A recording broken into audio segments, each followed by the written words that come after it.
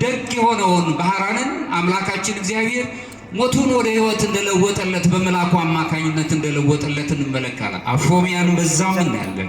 ይሄ ሁሉ የምንመለከትበት አይነ ልቦና የሚባል ነገር አለን። ከዚህ ከስጋዊ አይነ የወጣ ረቂቅ የሆነ ከዚህ ላይ ጌታችን እየተናገረ ያለው ስለ ነፍስ መንፈሳዊ ገጽታችን እንጂ ስጋዊ ዕውቀታችንን ስጋዊ እይታችንን አይደለም እየነገረን ያለው።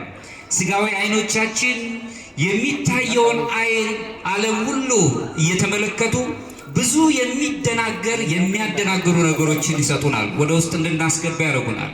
የልብ አይኖቻችንን ይጋርዱታል። ሁልጊዜ በቁሳዊው ዓለም ላይ ተወጥረን እንድንኖር ይጋብዙናል።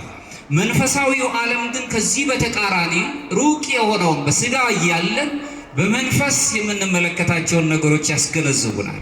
ለዚህም ነው አሁንም አይነ ልቦና ወይም ኑስ ተብላት የምትጠራው።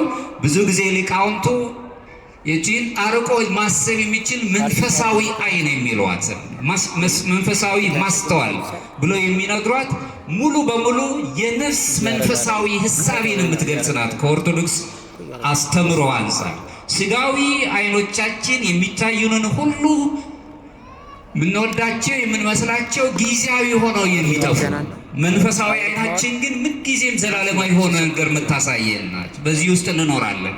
በዚሁ አይነ ልቦናችሁ ውስጥ ወይም መንፈሳዊ ማስተዋል ውስጥ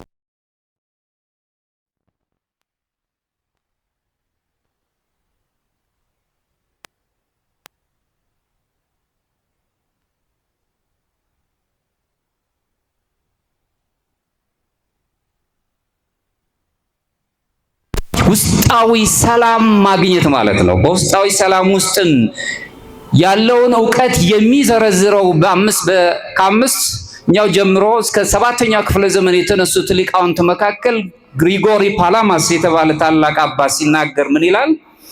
ልብ መልካምን የሰው ልጅ ይመራል አለ። ልብ ንጹሕ ስትሆን መልካሙን ነገር ሁሉ ትመራለች። ጸጋ እግዚአብሔር ልብን በሚገዛበት ጊዜ ይህ ጸጋ እግዚአብሔር በሰዎች ሐሳብና አካላት ላይ ነግሶ ይታያል ይላል።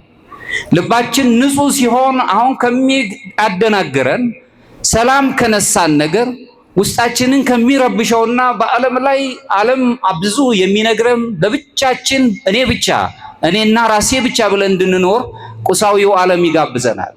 የእግዚአብሔር ዓለም ግን ማዕከል የሚያደርገው እኔነት ሳይሆን እኛነት ነው።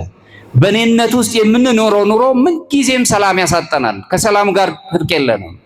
አሁንም በ7ኛው ክፍለ ዘመን የተነሳው ታላቁ አባት ቅዱስ አባ ይስሐቅ ሶርያዊ ሲናገር አንተ ከራስ ጋር ታረቅ፣ ሰላምንም አድርግ፣ በኋላ ሰማይና ምድር ካንተ ጋር ይታረቃሉ ይላል። የዓለም እርቅ የዓለም ሰላም የሚመጣው ከሰውነት ከግለሰብ ሰላም ጋር የተያያዘ ሲሆን ነው። አንተ ስትታረቅ አለመልሶ ከራስ ጋር ከውስጥ ጋር ከአይነ ልቦና ሲበራልህ ያን ጊዜ በዙሪያ ያሉ ሺህ የሚቆጠሩት ሁሉ ሰላምን ያገኛሉ። በግል ሰላም ሲኖረን ለሌሎች ሰዎች ሰላማችን ይተርፋል። ሰላም ስናጣ ግን ግፎች ይበዛሉ። በግፍ ውስጥ ያሉትን ሰዎች ደግሞ ሰላም ሲኖራቸው መልአኩን ልኮ በቅዱስ ሚካኤል አማካኝነት በመላእክት በአጠቃላይ አማካኝነት ይታደጋቸዋል። ጎርጎርዮስ አሁን ፓላማስ የተባለው የሚናገረው ልብ ብሎ የሚያነሳት መንፈሳዊ ማስተዋልን አይነ ልቦና የተባለችውን ዙፋን ነው። ልብ ሲነጻ መለኮታዊ ብርሃን ይነግሳል። ይህንን መለኮታዊ ኃይል ለመቀበል የብርሃን ልጆች ሆነን እንታያለን ክርስቲያኖች። ይህንን ቦታ ስናይ ደግሞ ሱታፌ አምላክ ወይም አማልክት ዘበጸጋ የሚል ማዕረግ ይኖረናል። ሰዎች ክቡራን ንዑዳን ናቸው። ሰው የሚባል ማንነት የተሰጠው ተበትኖ እንዲኖር አይደለም። ሰውነት ክቡር ነው። ሰውነት ረቂቅ በሆነ ምስጢራዊ ሕይወት ውስጥ የሚኖር ኑሮ ነው እንጂ በቁሳዊው ዓለም ላይ ጠፍቶ ተበትኖ የሚኖር አይደለም። ስለዚህ ማንም ሰው ክቡር መሆኑ እየታወቀ ሰውን ያከብረው ዘንድ ግድ ይላል። የቅዱስ መጽሐፍ የሚነግረን ይሄ ነው። ቅዱስ ዮሐንስ አፈወርቅ በ5ኛው ክፍለ ዘመን የተነሳው የቤተ ክርስቲያን አባት አንተ ለድሃው ስትሰጠው ጎጡን፣ ጾታውን፣ ሌላው ይቅርና ሃይማኖቱን ብለህ አትስጠው። ዝም ብለህ ስለ ክርስቶስ ብለህ ስጠው ነው። እዚህ ላይ የምንመለከተው ሰውነት ነው የሚገዝፈው። ሰው መሆኑ እየታወቀ ማነህ ተብሎ አይጠየቅም። ሰውነት ስላለው ሰውነት ረቂቅ ነው። ከየት መጣ? ሰው ነው። በአርአያ ሥላሴ የተፈጠረ ነው። ሱታፊ አምላክ የሚነገርለት በምድር ላይ እንኳን እንዲሁ ተቅበዝብዞ ቢኖርም ሰማያዊው አምላክ ንጹሕ የሆነውን ወደ አልተፈጠረ ብርሃን እንዲሄድ የሚያደርገው የብርሃን ሰው ነው። ስለዚህ ሰውነት ክቡር መሆኑን በዚህ እንረዳለን። ኦርቶዶክሳዊ ነገረሰብ ትምህርት ውስጥ በተለይም በነገረሰብ ጥናት ላይ የምንማረው ትምህርት በዚህ ውስጥ መሰረት አድርጎ የሚሄደው የሰው ልጅ የስጋና የነፍስ ጥርቅም አይደለም። መንፈስ የሚባል ማንነት አለው። እግዚአብሔር ሰውን ከጭቃ አበጀው። ስጋን ሲመለከት የሕይወት እስትንፋስም እፍ አለበት፣ ሕያውም ሆነ። ሕያው ነፍስ ሆነ ሲል ነፍስ የሚባል ባህሪ እፍ አለበት። የሕይወት እስትንፋስ ሲለው ደግሞ መንፈስ ያለበት ነው። ስለዚህ በስጋ ብቻ እንድንኖር አይደለም የተጠራ ነው። መንፈሳውያን ሆነን አይነ ልቦናችን ጠርቶልን እግዚአብሔር እንድናገኝ እሱን እንድንመስል ነው። ከውድቀት በኋላ ግን እነዚህ የምንናገራቸው ነገሮች ደብዝዘው ጠፍተውብን ነበር። አዳምን ሔዋን ከውድቀት በኋላ ከወደቁ በኋላ ትእዛዛትን ባለመጠበቅ ከወደቁ በኋላ ይህ አይነ ልቦና የሚባለው እግዚአብሔርን የሚያዩበት የሚነጋገሩበት ከእግዚአብሔር ጋር በህብረት የሚኖሩበት ነገር ደብዝዞባቸው ጠፍተው ከገነት ወጥተው ነበረ። በተፈጥሮ ወደ እግዚአብሔር ይመራቸው የነበረው ማለት ነው። አይነ ልቦና ምን ጊዜም ወደ እግዚአብሔር ነው የሚመራ። ኃጢአት ወደ ዓለም በገባ ጊዜ በኋላ ጊዜ ግን ይህ መንፈሳዊው አይን ጨለመ፣ ደበዘዘ። ማየት አልተቻለውም። የት እንዳሉ ማወቅ አልቻሉም። አዳምም ሔዋንም በዛን ጊዜ አይናቸው ተገለጠ ሲል ስጋዊው እውቀታቸው እንጂ መንፈሳዊው አይናቸው ወይም ብሩህ የነበረው የልብ አይናቸው ግን ደብዝዞ ጨልሞ ነበር። በዚህን ጊዜ ሐሳባቸው ተበተነ። በዚህን ሰዓት የክርስቲያኖችን ሕይወት በዚሁ ሰዓት የምናየው ሐሳባቸው ከመበተኑ የተነሳ በዓለም ላይ የሚግበጸበዙ ቁሳዊው ዓለም የሚዳኛቸው በቁሳዊው ዓለም ላይ ችግርን የሚጋፈጡ ግድ ፍጥረታቸው እሱን አስገደዳቸው። አይነ ልቦናቸው እንደገና ለመመለስ ግን አሁንም የአይነ ልቦና አምላክ ያልተፈጠረ ብርሃን ተብሎ የተገለጸው አምላካችን ኢየሱስ ክርስቶስ በጠባብ ደረት በአጭር ቁመት ተወስኖ ከቅድስት ድንግል ማርያም ተወልዶ ይህንን የጠፋብንን የአይነ ልቦናችንን ሊሰጠን በመስቀል ላይ ተሰቅሎ ሰውነታችንን አከበረው።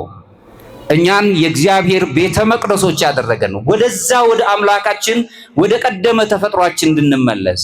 ውድቀትና መንፈሳዊታችን የጨለመ ሲሆን በጣም ብዙ ነገሮቻችን ይዘበራረቃሉ። የሰው ልጅ ትልቁ መስፈርት የሥነ ምግባር ጉለት ስላለበት አይደለም። ይልቁንም መንፈሳዊታችን በጨለመብን ጊዜ በአብዛኛው ለተጠራንለት ዓላማ ወይም ባህሪያችንን እንጋፈዋለን። ሰው የሚባለው ማንነታችንን አዳም ልጆቹ ቃየልና አቤል ቃየል ወንድሙን ገሎ ሲመለስ ቃየል ወደ እግዚአብሔር ወደዚህ በተመለሰበት ሰዓት ወንድሙ አቤል ደሙ ሲጮህ ቅድመ እግዚአብሔር ሲደርስ ያን ጊዜ ወንድምህ አቤል የት አለ ተብሎ ሲጠየቅ የወንድሜ ጠባቂ አይደለሁም ማለት ኃላፊነት አልተወጣም። ገዳይ ነበር። የልብ አይን ስትጠፋ የገዳይነት መንፈስ ይነግሳል። በቁስ ዓለም ውስጥ ስንኖር እኔ ብቻ ላግኝ ስንል እኔ ብቻ ልመስገን በክብር ልገለጽ ብለን ስንል የሰዎችን መብት እንጋፋለን። እኔ ብቻ ነኝ መኖር ያለብን እንላለን። ልባችን የነጻና ግን ከእግዚአብሔር ጋር መኖር ምን ጀምር ከሆነ ግን ምንጊዜም የጋራ ጥቅማችንን ማሰብ እንጀምራለን። በጋራ ጥቅም ውስጥ መኖር እንችላለን። አሁንም በአምስተኛው ክፍለ ዘመን የተነሳው ታላቁ የቤተ ክርስቲያን አባት ቅዱስ አምብሮስ ዘሚላን የተባለው አባት ሲናገር አንተ ለድሃው ስትሰጠው የራሱን ታስረክበዋለህ ይላል። የራሱን ታስረክበው ከኪሳችሁ አውጥታችሁ የምትሰጡት ማለት ነው። የራሱን ታስረክበዋለህ። ምክንያቱም ይቺ ዓለም የተፈጠረችው በጋራ እንድትኖርበት ነው። ለሀብታሞችም ለድሆችም የተፈጠረች ናት እንጂ ይላል። ይህንኑ ምሳሌ ያደረገው የኦርቶዶክስ መንገድ ብሎ የጻፈው ታላቁ ሜትሮፖሊታን ካልስቶስ ወሬ የሚባል ታላቅ አባት ሲናገር የክርስትና ትልቁ ጉልላት ቀጥተኛውም ሕግ ይሄ ነው። ይኸውም የጋራ ጥቅም የሆነውን ነገር መሻት ነው የሚለው። ለግል እንድንኖር አይደለም የተፈጠርነው። አንዳችን በአንዳችን ላይ መስታወት መጽሔቶች ነን። የሰዎች ስቃይ የኛም ነው። የሰዎች ችግር የራሳችን ነው። ይህንን ማየት ስንጀምር አይነ ልቦናችን ይነቃል። ከግላዊ ስሜት እንወጣለን። ወደ እግዚአብሔርን ወደ መምሰል እንቀርባለን። ሱታፊ አምላክ ወደሚባለው ረቂቅ ወደ መጨረሻው ዓላማችን እየቀረብን እንመጣለን።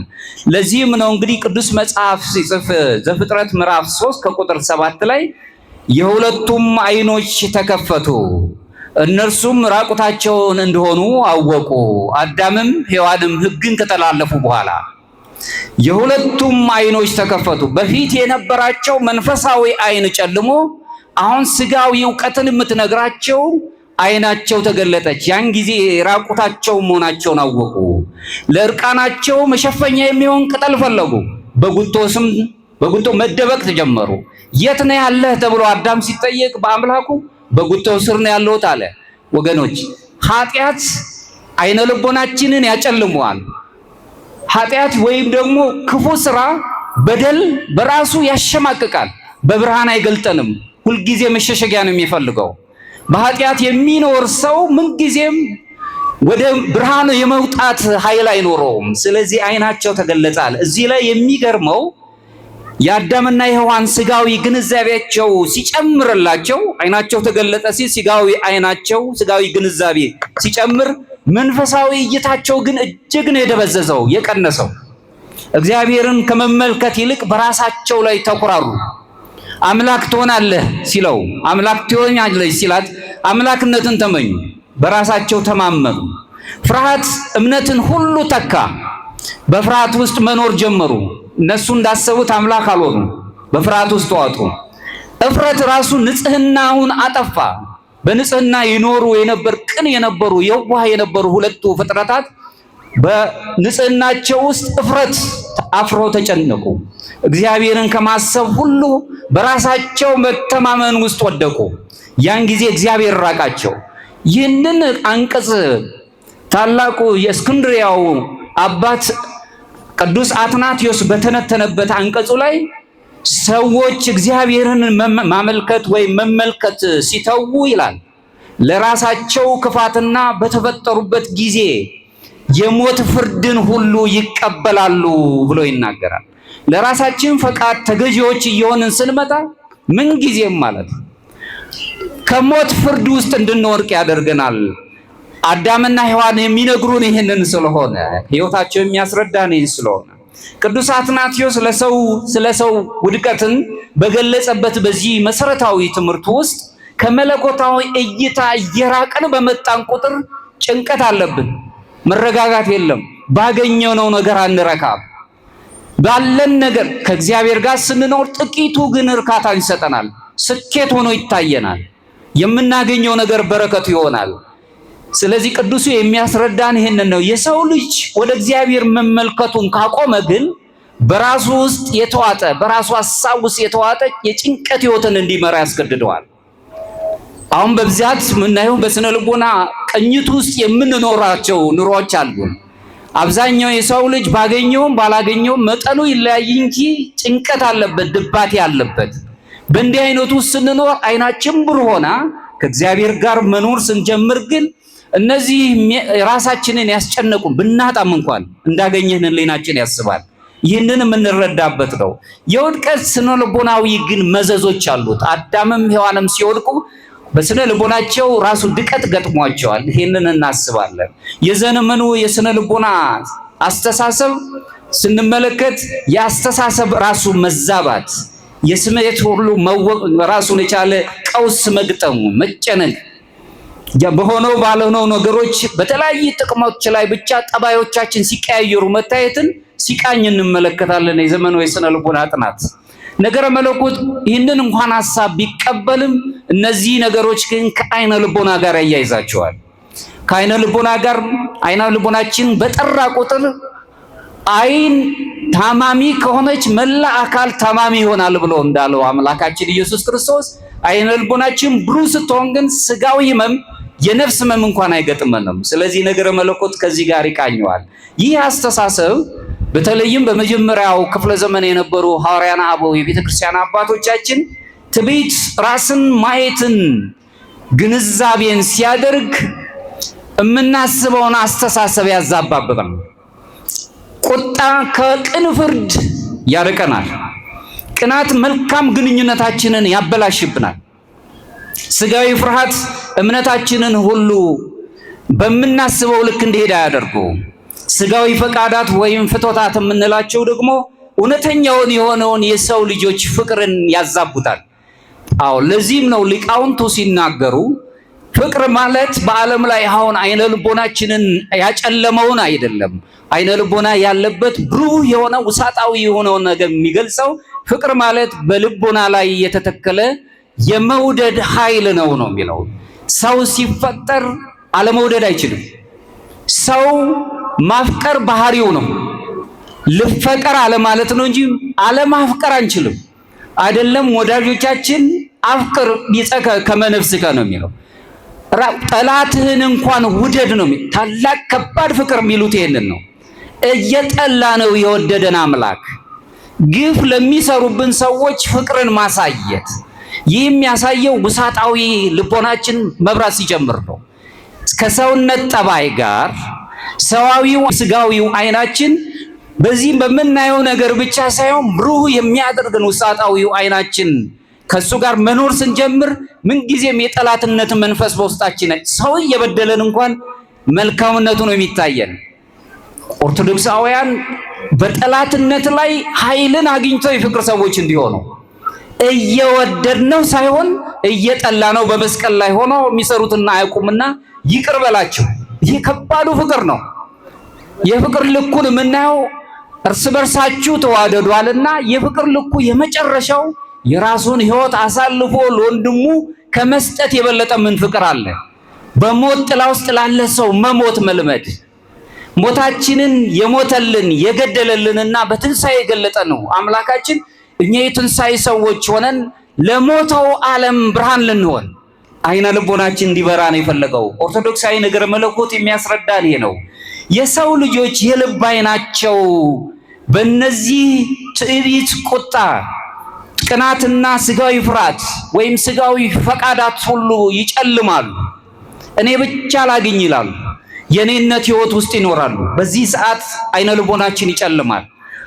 ይህ አይነ ልቦና መጨለም ምክንያቱ ደግሞ የሚያመጣብን እግዚአብሔርን በምንፈልገው መንገድ እውነታውን እንዳናገኘው ያደበዝዝብናል፣ ይደክመናል። እግዚአብሔር እንዴት ይታያል ብለን እናስባለን። እግዚአብሔር በተለያየ መልኩ ይታያል፣ ይገለጣል።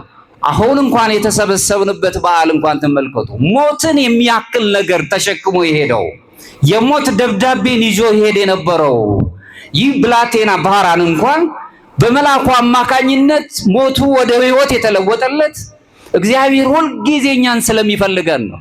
ሞታችንን መቀየር የሚችል ነው። ሞታችንን የሚቀይርልን አምላክ በስጋዊ አይናችን ሳይሆን በውሳጣዊው አይናችን ነው። ወይም እቺ ኖንስ ተብላ በምትጠራው በዛ ሐሳቤ ውስጥ ነው ማግኘት የምንችለው። መክሲሞስ የተባለው 7ኛው ክፍለ ዘመን የቤተ ክርስቲያን ታሪክ ጸሐፊም ስንመለከተው የአይምሮ መጨለም ይላል የሚከሰተው እግዚአብሔርን መመልከት ስናቆም ነው። ልባችንን እግዚአብሔርን ማየት ሲያቆም ያን ጊዜ በአይምሮአችን ራሱ መጨለም ሞትም እየገጠመን ይመጣል አለ። ለስጋ ምኞታችን ለፈቃዳችን ተገዢ በምንሆንበት ጊዜ እግዚአብሔርን ማየት እናቆማለን አለ። ከኔ ጋር ናችሁ? ከኔ ጋር ናችሁ? ሁለት አረጋውያን ምናልባት እዚህ ላይ ብዙ ጊዜ አንስቻለሁ። ሁለት አረጋውያን ይላል ሜትሮፖሊታን ካልስቶስ ወይር በልጅነቴ ሁለት አረጋውያን ወደ ቤተ መቅደስ ለጸሎት ሲገቡ አየሁ ይላል። አንዱ አረጋዊ አባት ቀድሞ ጸሎቱን ጨርሶ ወጣ። ሁለተኛው ወዳጁ ግን በጣም እጅግ ሰዓት ወስዶ ቆይቶ ከቤተ መቅደስ ወጣ። ቀድሞ የወጣው አረጋዊ አባት በተለይ እንደው ይሄን ያህል ሰዓት የፈጀብህ ምን ያህል ነገር ብትጠይቅ ነው? የምትፈልገው ነገር ምንድነው አለው። ረጅም ሰዓት ወስዶ የወጣው ታላቁ አረጋዊው አባት ለጓደኛው ሲነግረው አንዳችም ለምነው ነገር አልነበረኝም አለ። ታዲያ ይሄን ሁሉ ሰዓት ምን አስፈጀህ? ይሄን ሁሉ ሰዓት ምን አስቆየህ? በቤተ መቅደስ ውስጥ ይሄ ሁሉ ሰዓት የቆየው ለምንድን ነው አለው። ቁጭ ብዬ እግዚአብሔርን ሳየው ከኔ ጋር ናቸው። እሱ እንዲያየኝ ስፈቅድለት ጊዜህን ጨርሼ ወጣሁኝ አለ። ያቺን ንጹህ ጸሎት አይነ ልቦና የምትገለጸው ንጹህ ጸሎት ሁለተኛው የኦርቶዶክስ መንፈሳዊነት ማዕረግ ላይ የሚደረሰው በዚህ ነው። ያቺ ናት አለው ፍጹም ጸሎት የምትባለ ጸሎት ብለን የምንናገረው ቃላት ማነብነብ አይደለም አለ። በመጀመሪያው ክፍለ ዘመን ላይ የነበሩት ታላላቅ አባቶች ሐዋርያና አበው ሲናገሩ ንጹህ ጸሎት ማለት የአእምሮ ጸሎት ናት። ምንም ቃል ሳይወጡ የሚጸልዩት ጸሎት ማለት ነው። እግዚአብሔር እንዲያየን መፍቀድ፣ እሱ እንዲያየን እኛን ውስጣችንን እንዲያው መፍቀድ፣ እሱን ትክ ብለን ማየት መቻል፣ ከስጋዊው አይናችን ርቀን መንፈሳዊ አይናችን እሱን እንዲያይ ማድረግ መቻል ነው። ወይም ደግሞ በዚህ ፈጥሞ ደሴት የምትባል ማውንት አቶስ የሚባል ግሪክ አይላንድ ውስጥ የሚኖሩ ገዳማውያን አባቶች አሉ። ሁልጊዜ በዚህ በሄዚኪያ ውስጣዊ ሰላምና ይዘው የሚጸልዩት ጸሎት አለቻቸው። እኛም ቤተክርስቲያን ኦርቶዶክሳውያን የለመድናት ጸሎት አጭር ጸሎትን የምጸልዩት ሁልጊዜ ቆመን ሄደንም ተቀምጣችሁም አሁን እኔም እየተናገሩ በህሊናችን የምንጸልያት ጸሎት ኪሪየ ለይሶ እግዚኦ መሐረነ ክርስቶስ ከኔ ጋር ናቸው። አቤቱ ይቅር በለን። ሁልጊዜ ራስን ተጠያቂ ማድረግ ወደ ራሳችን ስለ ሰዎች ኃጢአት ሳይሆን ራሳችንን በምንገዛበት የጸሎት ህይወት ውስጥ አውድ ውስጥ መኖር እቺ ናት ንጹህ ጸሎት፣ ወይም እነሱ የክርስቶስ ጸሎት ወይም የኢየሱስ ጸሎት ይሏታል። ፍጹም ጸሎት አቤቱ ይቅር በለን። የእግዚአብሔር አብ ልጅ አቤቱ ሁሉ ጊዜ ይቅር በለን። ሁሌ ተጠያቂ ማድረግ ራስን በዚህ ውስጥ መኖር ስንጀምር የጨለመው አይምሯችን ራሱ ብሩህ ይሆናል ብሎ ነው መክሲሞስ የሚያስቀምጥልን። ኦርቶዶክሳዊ የነፍስ ጥገና ወይም የነፍስ ሕክምና የሚባል አለ። በሌላ ቋንቋ ኦርቶዶክስ ሳይኮቴራፒ የሚባል ነገር።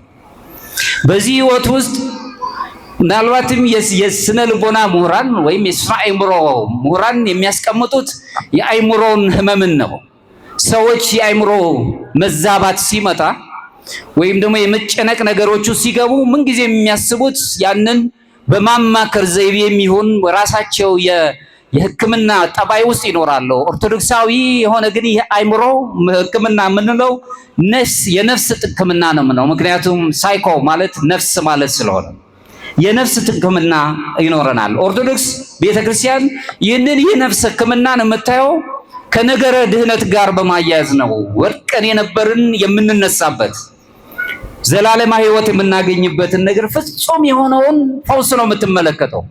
በሚስጥራተ ቤተክርስቲያኑ ስንሳተፍ ጥምቀትን፣ ቅባሜሮን፣ ቅዱስ ቁርባንን፣ ንስሐን፣ ቀንዲልን በእነዚህ ህይወት ውስጥ በተክሊሉ በስርዓተ ክህነቱ ስንሳተፍ እነዚህ ሚስጥራቱ በሙሉ የፈውስ የነገረ ድህነት ምልክቶች ሆነው ነው የሚገኘው። ይህ የኛ ህይወት ነው። ክርስቶስን ልበሱት ብሎ ቅዱስ ጳውሎስ የተናገረው ያስረዳን ሶስቱን በተለይ ሚስጥራትን ጥምቀት፣ ቅዱስ ሜሮንንና ቅዱስ ስጋውንና ደሙን የምንቀበል ቅዱስ ራሱን የቻለ ሚስጥረ ቁርባንን የምናይበትን በዚህ ውስጥ ስንኖር ወደ ሱታፊ አምላክ እየቀረብን እንመጣለን። አይነ ልቦናችን እየጠራ ይሄዳል ነው። ስለዚህ አምላካችን ኢየሱስ ክርስቶስ ራሱን ሲናገር ለህመምተኞች መድኃኒት ሆኖ እንደቀረበ ሐኪም ሆኖ እንደቀረበ ይነግረናል። እሱም በማቴዎስ ወንጌል ምዕራፍ 9 ከቁጥር 12 ላይ ህመምተኞች እንጂ ባለጤኖች ባለመድኃኒት አያስፈልጋቸውም ይላል። ለታመመው ዓለም መድኃኒት ያስፈልገዋል። እኛ ውስጣዊ አይናችን ሲታመም ውስጣዊ አይናችንን የሚያክምልን ያስፈልገናል። መድኃኒት ያለን መድኃኒታችን ኢየሱስ ክርስቶስ ነው። መላእክትን ልኮ የሚያድነን እሱ ነው። በዚህ ምክንያት ቤተክርስቲያን የቤተክርስቲያን አባቶች ቤተክርስቲያንን ቤተ ህሙማን ወይም ልዩ ሆስፒታል ብለው ነው የሚገልጧል። ለዚህም ዮሐንስ አፈወርቅ ሲናገር ምን ይላል? ቤተክርስቲያን የፍርድ አደባባይ ወይም ፍርድ ቤት አይደለችም። ፈራጅ በኃጢአተኛውና በጻድቁ መካከል የምትፈርደው ፈራጅ አይደለችም። ኃጢአተኛውን ቢመጣ ፈራጅ አይደለችም። ነገር ግን ሆስፒታል ናት፣ ቤተ ሕሙማን ናት። ሕሙማን መጥተው የሚፈወሱባት ናት ይላል። በኃጢአት ምክንያት አትኮንንም፣ የኃጢአትን ስርየት ሁሉ ትሰጣለች እንጂ ይላል ቅዱስ ዮሐንስ አፈወርቅ። አይነ ልቦናችን ሲጨልም ወደዚህ ስንመጣ አሁን መልአኩን ረድኤቱን አማላጅነቱን አምነን ወደዚህ የመጣን ሰዎች ወደዚህ ስንመጣ የታመምነውን ነገር ይፈውስልናል። በቅዱስ ቤተክርስቲያን አማካኝነት ሐኪማችን፣ አዳኛችን፣ መድኃኒታችን መድኃኒትም የሚሰጠን ሁሉን ነገር መስዋዕት የሆነልን ምስዋዕም የሆነው መንበሩም ላይ ያለው ክርስቶስ አምላካችን ነው። ይህ አምላካችን ፈውስን ይሰጠናል። ስለዚህ ቤተክርስቲያን የፈውስ ቤት ናት ነው የሚለው። አሁንም ይሄ ዮሐንስ አፈወርቅ ሲናገር ምን ይላል? በዚች ደገኛ በሆነችዋ ቤተክርስቲያን በር ላይ ቤተ ሕሙማን ያሉ ሕሙማን ጠቅላላ ያሉባት ቤተ ሕሙማን የተባለችው ቅድስት ቤተክርስቲያን ሕሙማን የሚፈወሱባት ማለት ነው። በር ላይ መጻተኛ ክርስቶስን መጻተኛ ለማኝ ሆኖ ካላገኘኸው በመንበሩ ላይ ክርስቶስን አላየኸውም ይላል። ከኔ ጋር ናችሁ? ምክንያቱም ለነዚህ ታናናሾች ያደረጋችሁት ለኔ ያደረጋችሁት። አይነ ልቦናችን ሊጠራ ይገባል። ኦርቶዶክሳውያን አባቶች፣ እናቶች ይህ በስጋ የምናስበውን ነገር ብዙም አያራምደንም። በስጋ እንኖር እያልኩ አይደለም። በስጋ እየኖርን ግን ከስጋ ጠባይ አርቀን ማሰብ አለብን። ለበደለን በደል አይደለም እንመኝ፣ ለጠላት ጥላቻን አይደለም እንነግረው። ትዕቢትን ላለበት ሰው ከትዕቢት እንዲወጣ ከትዝርት እንዲወጣ ትሑታን ነው መሆን ያለብን። እርግጥ ነው ዓለም ትሕትናን አትናፍቅም። ትሑት የሆነውን ሰው በአብዛኛው የሞኝነት ቃል ወይም አላዋቂ ወይም አይምሮ ሕመም አለበት ብሎ ነው የሚነግረን።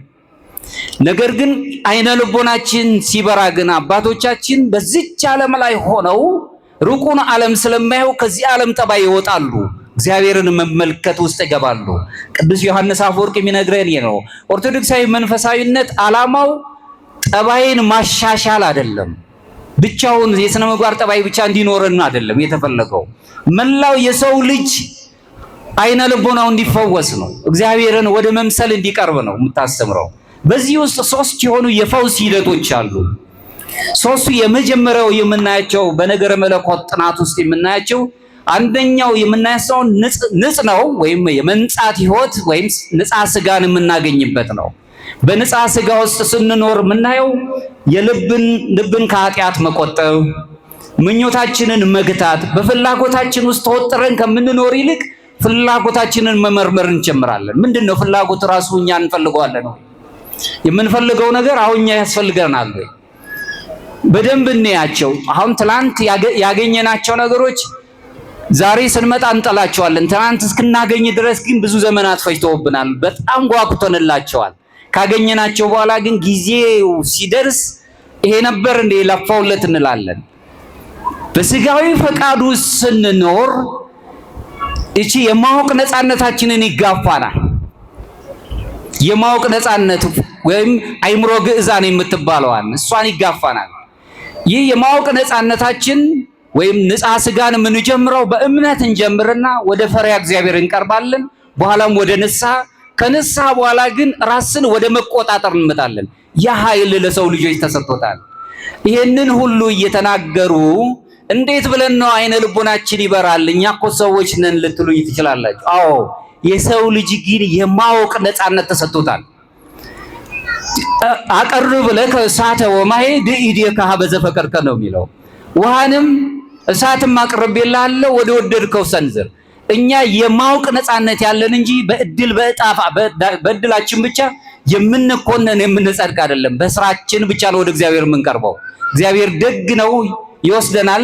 ግን የእግዚአብሔር ጸጋ ደግሞ ከኛ ጋር መተባበር ወይም በግሪክኛው ሲነርጂ ይሉታል መገናኘት አለበት። ይህንን የምናየው ነው። የመጀመሪያው ንጽሐ ስጋን በንጽሐ ስጋ ውስጥ መኖር ነው። ከቂም በቀል ራስን ማራቅ ነው። ትዕግስትን በህይወታችን ውስጥ መኖር ነው። ሁለተኛው ብሩህ የሆነ ሕሳቤ ውስጥ ስንኖር የነፍስ ንጽህና ውስጥ እንገኛለን። የነፍስ ንጽህና ውስጥ ባለን ሰዓት በመላው ሕይወታችን በአጠቃላይ በእግዚአብሔር ጸጋ በእግዚአብሔር በመለኮታዊ በመንፈስ ቅዱስ ጸጋ እንጎበኛለን። የቅዱሳት መጻሕፍትን ትርጉም የመረዳት አቅም እናገኛለን። በዚህ ውስጥ ሁልጊዜ ስለ እውነት እንጨነቃለን፣ እውነትን እንዳጭራለን። ምክንያቱም ዓለም እውነት አጥቷል፣ ከእውነት ጋር አይደለም። ለዓለም እውነት አንጻራዊ ነው፣ ለኦርቶዶክሳውያን እውነት ግን አማናዊ ነው። ምክንያቱም እግዚአብሔር አምላካችን እውነት ስለሆነ እውነትን እውነት ስለምንል ከእውነት ጋር ሳለን፣ ምክንያቱም በነዛ መንደር ያለው እውነት በዚህ መንደር ያለው ደግሞ እውነት ሊሆን አይችልም ብሎ ያስባል ዓለም። እውነት ምንጊዜም እውነት ሆኖ ነው እውነትን ወደ መፈለግ እንሄዳለን። ከንጽሐ ሥጋ ወደ ንጽሐ ነፍስ ስንሻገር ግን ሁላችንም አቢስ የምትባል ወይም ጥልቅ ገደል አለች። የሕሳቤ የድርጊት ወይም ደግሞ ባለንበት ቦታ እያንዳንዳችን ገደል አለብን። ከስጋችን ፈቃድ ተላቀን ወደ ነፍስ ፈቃድ ስንመጣ የግድ የምንሻገራት መሻገር ይጠበቅብናል። በዚህ ውስጥ ስንኖር አሁን ወደ ንጽሐ ነፍስ ላይ ስናይ ምንጊዜም ንጹሕ ጸሎትን እያዳበርን እንመጣለን። የነፍሳችን ንጽህና ወደ ሁለተኛው ወደ ሶስተኛው ማዕረግ ያደርሰናል። ያቺ ደግሞ ሱታፊ አምላክ የምናገኝበት ወይም ደግሞ የንጽሐ ልቡና የምትል ማዕረግ ውስጥ እንደርሳለን። አማልክት ዘበጸጋ ወይም የመለኮት ባህሪ ተካፋዮች የሚያደርገን ማለት ነው። ቅዱስ ጴጥሮስ ሲናገር በመልእክቱ ላይ እናንተ የመለኮት ባህሪ ተካፋዮች ትሆኑ ዘንድ ነው የሚለን። ሰዎች ምናምንቴዎች አይደሉ። ለእንስሳ እንኳን ክብር አለው። ለተፈጥሮ ለተሰጠን ለምንኖርበት እንኳን ክብር ይገባዋል። ኦርቶዶክሳውያን ለሰዎች ብቻ አይደለም ክብር የምንሰጠው፣ ለፍጥረታት ሁሉ ክብር አለን። ሰው ደግሞ ከፍጥረታት በላይ ንዑድ ክቡር ነው። ሰው መሞት የለበትም። በምድር ላይ እንኳን የምንሞተው መሞት ስላለብን ይሄ ምክንያታዊ ሆኖ የመጣው ከበደል በኋላ የመጣው ነገር ግን በእያንዳንዳችን የሚያስጠይቀን መሄድ ስላለብን ይህ ሞታችን ፍጻሜያችንን አያሳይም። አሁን የምንሞተው ሞት የነገሮቻችን ሁሉ መጀመሪያ ይሆናል። ያንን የምናገኘው ረቂቅ የምናገኘውን እግዚአብሔርን ወደምንመስልበት የምንሄድበት አንድ ጅማሮ ተብሎ ይገለጻል። ሶስተኛው ንጽሐ ልቡና ሱታፊ አምላክ የምናገኝበት ወይም ራሱን የቻለ ቴዎሲስ ተብሎ የሚገለጸውን ሕይወታል። የኦርቶዶክስ ነገረ መለኮት ወይም እሳቤውን ስትመለከቱ ሁላችንንም እንዲህ እንደተሰበሰብን እግዚአብሔርን ወደ መምሰል እንድንመጣ ነው ትምህርቷ። የእግዚአብሔር ልጅነት በጥምቀት አግኝተናል። አሁን የቀረን እግዚአብሔርን ወደ መምሰል መሄድ ነው። ይሄ ደግሞ በአንድ ጊዜ የሚገኝ አይደለም። በሂደት ወደ ንጽሐ ሥጋ፣ ከንጽሐ ሥጋ ወደ ንጽሐ ነፍስ፣ ከንጽሐ ነፍስ ወደ ንጽሐ ልቦና መቅረብ ስጀምር ምንጊዜም የሰው ጥፋት አይታየንም፣ የሰው በደል አይታየንም። የራሳችን በደል እያሳሰበን ይቅር በለን ወደ ማለት ነው። ሁልጊዜ ወደ ላይ ነው የምንመለከት። ምድራውያን ከመሆን የታች ሰዎች ከመሆን ሁልጊዜ ልዕልና ወዳለ ወደ ሰማዩ ነገር ማሰብ እንጀምራለን። እነዚህን ማየት ነው። በዚህ በአምስተኛው ክፍለ ዘመን የተነሳው አሁንም የቤተ ክርስቲያን አባት ዲያቆሮስ የተባለው ታላቅ ጸሐፊ ሲል ይለናል፣ የእግዚአብሔር ጸጋ የሰውን ልብ ያበራል፣ የመለኮትን ብርሃን ማደሪያው ያደርገዋል ይላል። በእነዚህ በሶስቱ ደረጃዎች ፈውስን እያገኘን በኦርቶዶክሳዊ የነፍስ ፈውስ ውስጥ መሄድ ስንጀምር አሁን ምንጊዜም የእግዚአብሔር ጸጋ እግዚአብሔር የሰውን ልብ ብሩህ ያደርገዋል ይላል። ከስጋዊ አይናችን አልፈን እንወጣለን። ሁለቱ ደቀ መዛሙርት ክርስቶስ ከነሱ ጋር ሄድ ነበር፣ የኤማሁሶቹ ሰዎች።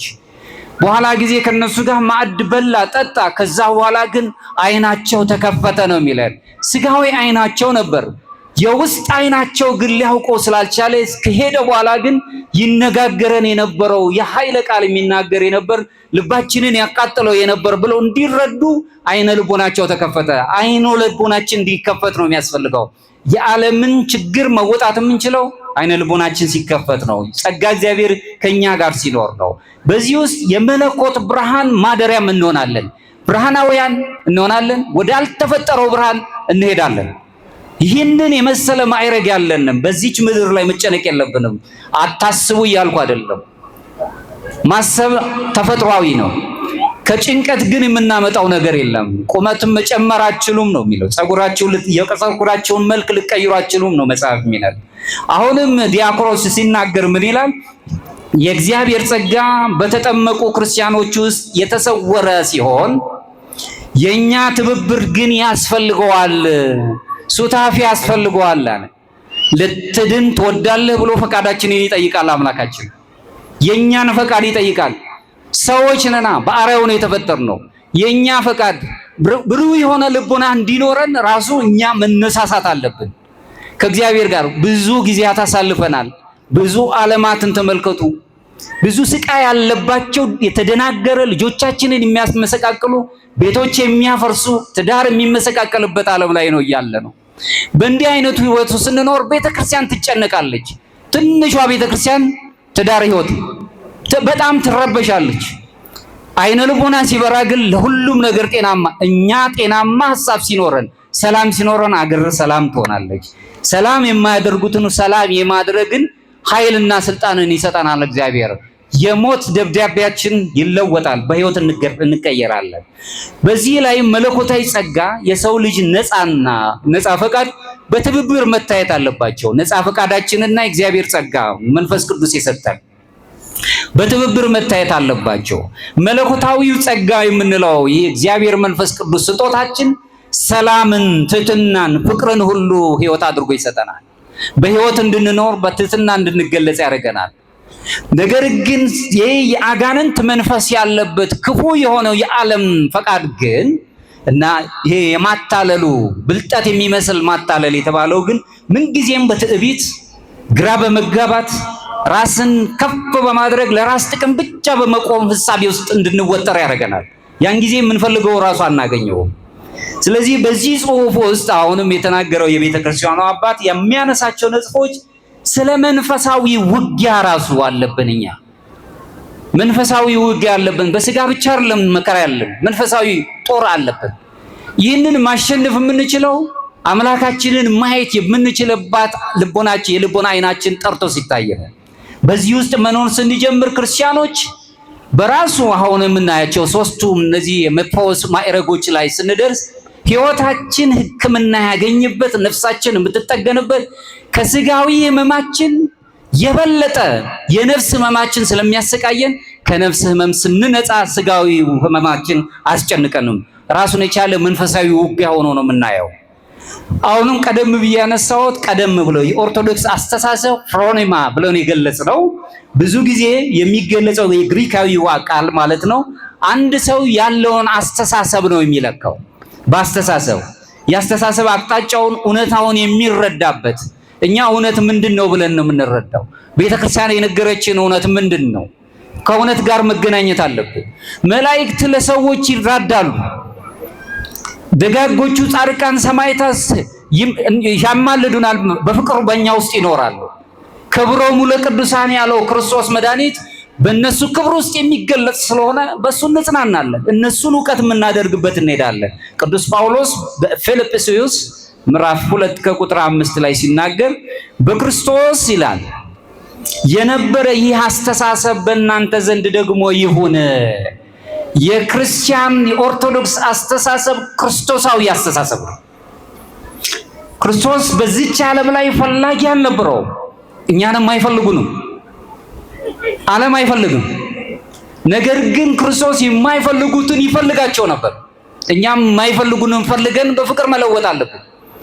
ለዚህ ስልጣን ሰጥቶናል አምላካችን። በዚህ ውስጥ መኖር አለብንና ኦርቶዶክሳዊ አስተሳሰብ አሁንም ፍሮኔማ ብለን የገለጽነው ከትዕቢት ይልቅ ትህትናን ገንዘብ አድርገን እንድንኖር እድል ይሰጠናል።